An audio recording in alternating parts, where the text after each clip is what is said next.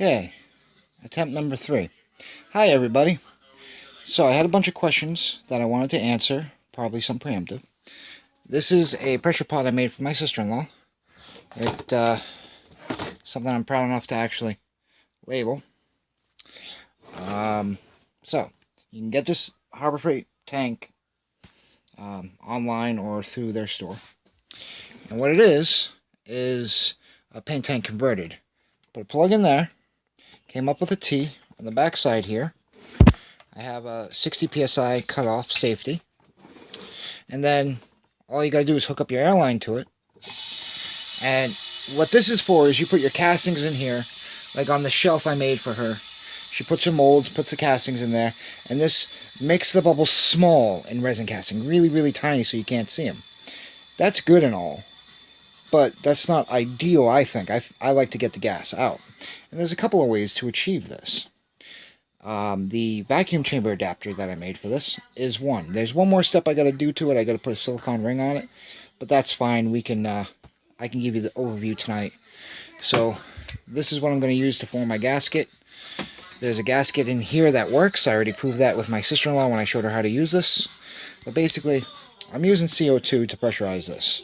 The advantage of CO2 over compressed air is that this will A, have a regulator that's set to 40 psi max and work, and B, sorry about that headphone warning, you gotta shut that off before you let the pressure out. Quick connect.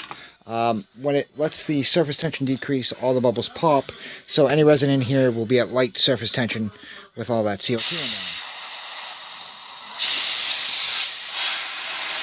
there. Anyway, that's not why you're watching this. I'll bring it back in a second. Okay, so to explain what's going on here, we have that Zenny vacuum pump, and I'm going to turn it on in a second as I talk.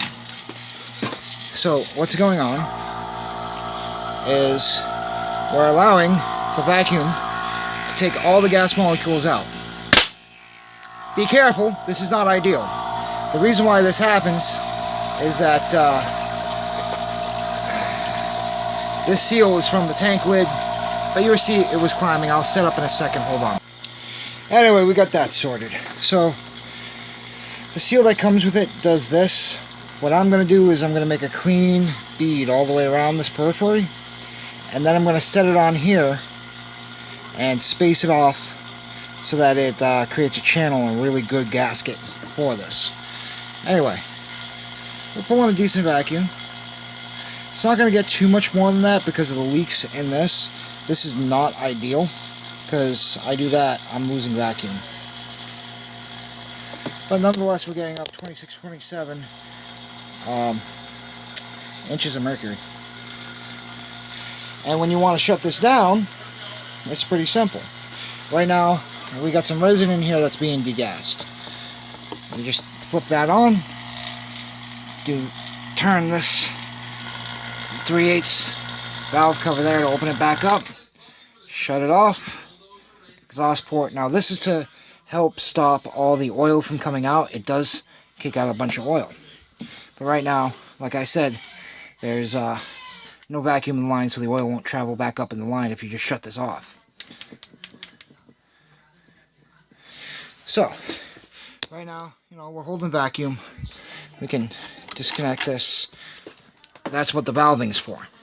So you can put larger pieces in here to vacuum cast. You can do a lot. You can add in argon or other gases like carbon dioxide, very controlled, to do things like help with the surface tension.